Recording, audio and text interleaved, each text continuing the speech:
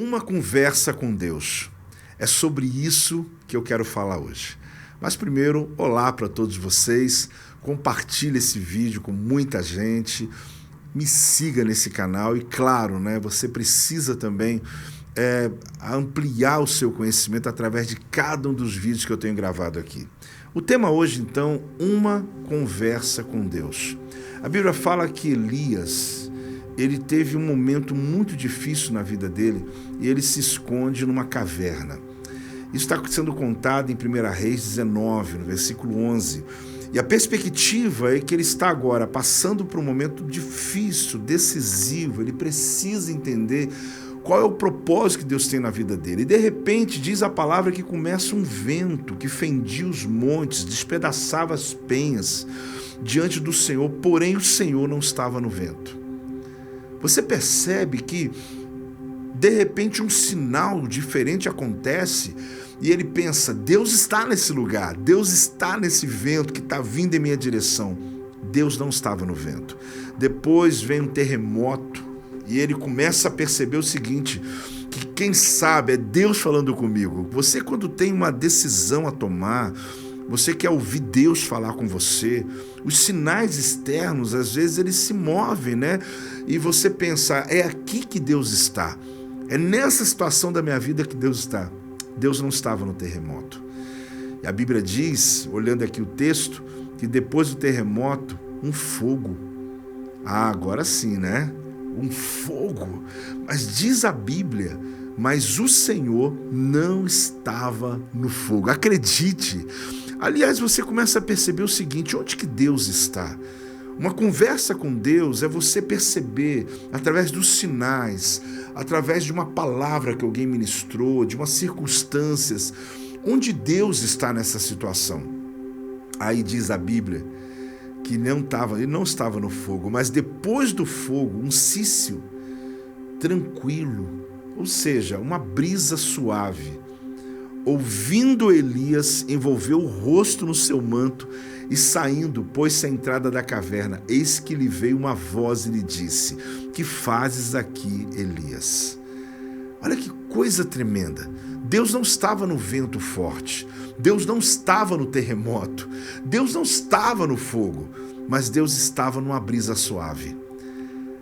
Talvez você está buscando Deus e querendo ouvir Deus onde Deus não está falando. Talvez você ache que é pelo volume da voz, pelo grito, pelo terremoto, pelo fogo, pelo barulho, por algumas circunstâncias, e maneira que você tem de buscar Deus. Mas Deus está no silêncio. Deus está na brisa suave. Essa narrativa que o profeta está vivendo aqui é o momento que ele está depressivo, ele está angustiado, ele está pensando que não havia mais possibilidade do ministério dele avançar.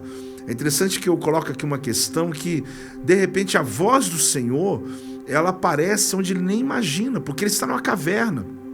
E agora ele sobe ao cume dessa caverna e ele está precisando o quê? Receber essa voz de Deus.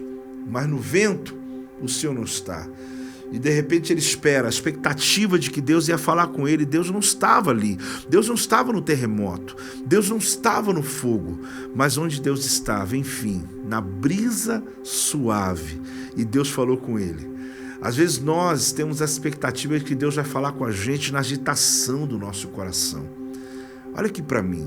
Às vezes nós ficamos pensando que a resposta vai vir nas milhares de perguntas que nós fazemos, na agitação, na atividade interna que você está ali, vai dormir, mas não dorme, vai descansar, mas não para de pensar, está aqui no ambiente, mas a sua mente está em outro lugar, sua carcaça, seu corpo está ali naquela mesa, sentado com seus filhos em um jantar, mas a tua mente ela está pensando em um monte de questões, perguntas, às vezes diante do leito de um hospital, perguntando por que estou vivendo isso, por que estou passando por isso. Esses questionamentos constantes que vêm são como terremotos, são como o vento impetuoso. É como esse fogaréu que está aí dentro da tua mente, tentando uma resposta, iluminar um caminho. Mas pasmem, Deus estava numa brisa suave. E a voz de Deus começou a falar com Elias. O que você está fazendo aqui? E ali começou exatamente, ou recomeçou na vida dele uma oportunidade, que ele havia saído da rota. Por causa de uma perseguição, ele não enfrenta os desafios, ele acaba de enfrentar os profetas de Baal, ele vê fogo caindo do céu, ele vê o sobrenatural acontecendo, mas de repente, por causa de uma palavra de uma mulher, de uma princesa, de uma rainha, Jezabel, não era qualquer pessoa, eu sei, mas trazendo sobre ele uma opressão, porque ela diz, você vai morrer. E ele de fato naquele momento desapega da palavra, ele perde a promessa e foge. Mas Deus vem através de uma brisa e fala com ele. Talvez você esteja como Elias. Ele estava num princípio de uma depressão, de uma angústia, de um ambiente solitário, de um hiato dentro dele, daquele vazio, que é um caos, né? Dito ali em Gênesis, sem forma, vazio, quando as suas ações não fazem sentido, aquilo que você está falando parece que nem você está acreditando. É ruim quando nem você acredita no que você está falando, você está ali tentando convencer as pessoas de uma coisa que nem você está acreditando nela. E por isso você passa por tempestades, passa por vales, passa por cavernas, mas de repente, uma voz. Por que eu insisto nisso? Porque você precisa estar sensível a essa voz. Dentro do teu quarto, num lugar de oração, sabe, acalmando o máximo possível, dizendo, Deus, a minha mente está aqui agitada, eu estou cheio de perguntas, cheio de questionamentos, achando que o Senhor me abandonou, mas eu quero agora descansar em Ti, Senhor, confiar de que no silêncio, na paz que excede todo entendimento, o Senhor vai falar profundamente comigo, o Senhor vai mover na minha vida, o Senhor vai trazer à existência a resposta que eu preciso. Meu Deus, meu Deus, meu Deus, faça agora desse vídeo, dessa palavra, uma oração, meu Deus, onde essas pessoas estão me vendo aqui agora, que elas possam entrar comigo, ó Deus, nesse propósito de ouvir no silêncio, ouvir dentro de si, perceber na sua própria alma que talvez está ali tanta agitação, você não está entendendo essa velocidade, esse barulho, essa continuidade de perguntas, de questionamentos, esse ativismo está ali roubando a possibilidade de ouvir a voz de Deus. Mas a voz de Deus é como um trovão, apóstolo. A voz de Deus é como de muitas águas. A voz de Deus vem quando a gente grita, declara. Mas aqui com Elias, em um momento depressivo, em um momento angustiante, em um momento de fuga, em uma caverna externa e interna, Deus não falou com ele pelo barulho. Deus não falou pelo trovão, Deus não falou com voz de trovão, Deus não falou com voz de tempestade, Deus não falou com fogo, Deus falou em uma brisa suave. Que essa brisa suave possa agora entrar aí onde você está. Eu oro em nome de Jesus, seja no carro, seja aí no quarto, seja no teu trabalho, você está ouvindo com fone, talvez um barulho à tua volta, mas em nome de Jesus, que a paz de Cristo que excede entendimento, que uma brisa suave, que a voz de Deus possa resgatar você como resgatou Elias. O que você está fazendo aí? Essa é a pergunta de Deus para você hoje. E o Senhor está perguntando, ele diz para Elias, que fazes aqui, Elias? O que você está fazendo aí? Porque Deus quer partir daí, Ele quer te levar para a próxima fase da tua vida. Sai desse ambiente, você estagnou, parou, você se encavernou nesse lugar. Deus está dizendo, sai daí, chegou a hora de você caminhar. Ok, vamos lá para as perguntas. Maravilha, mande mais perguntas para mim. Vai ser uma alegria poder responder para você. Eu tenho duas aqui, pode ajudar quem está perguntando, também você aí que está me ouvindo, né? Vamos lá, Pastor Joel, me fala onde encontro essa Bíblia hebraica. Quero tê-la para estudar com mais qualidade. Na verdade, ele coloca aqui embaixo também, né? Apóstolo Shalom, gostaria de me aprofundar. Enfim, acho que é a mesma pergunta. Qual você indicaria? Eu gosto de Bíblias, eu gosto de versões bíblicas.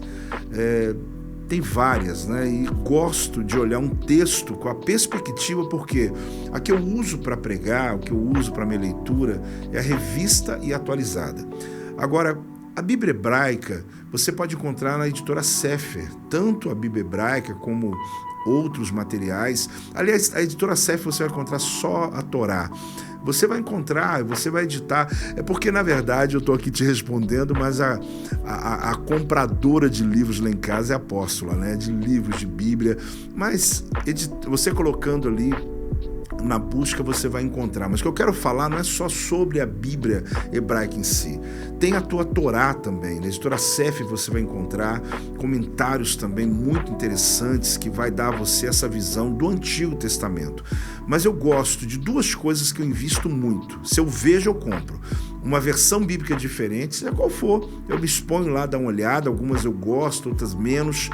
E também comentários bíblicos. Seja ele comentário judaico, seja ele do Antigo Testamento, claro, da Torá, do Pentateuco no caso, dos profetas, sejam comentários do Novo Testamento, eu logo compro. Por quê? Porque é escasso pessoas que investiram tempo para poder escrever sobre versículo por versículo. Então vale muito a pena você ter, porque te amplia o entendimento, leva você a um nível maior. Vamos lá, tem mais uma pergunta aqui. Pastor, eu conheço os dons, mas línguas estranhas, existe? Claro que existe. O batismo com o Espírito Santo no dia do Pentecostes, onde vieram línguas de fogo, e ali onde havia 120 no mesmo lugar, eles começaram a orar em novas línguas. Não é outro idioma, eram línguas estranhas, eram línguas espirituais, que edifica a si mesmo. O apóstolo Paulo diz que quando eu estou orando em línguas, eu estou edificando o meu espírito, eu estou me alimentando, eu estou me consagrando, eu estou me aproximando da revelação da palavra. Então o dom existe, e existe o dom da interpretação de línguas, mas nem todos que oram em línguas têm o dom de interpretar.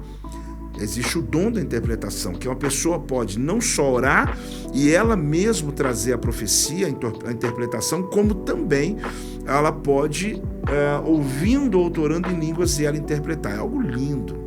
Se você nunca viu, é uma coisa maravilhosa quando isso acontece na congregação, no culto, no mover, numa célula, quando a gente vê, percebe a presença de Deus.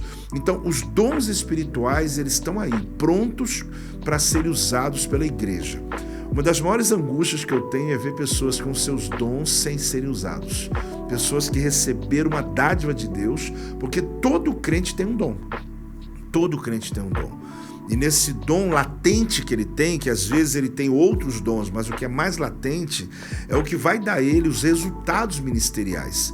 E é terrível quando alguém tem um dom e está tentando buscar algo que Deus não deu a ele, porque é muito mais pesado, né?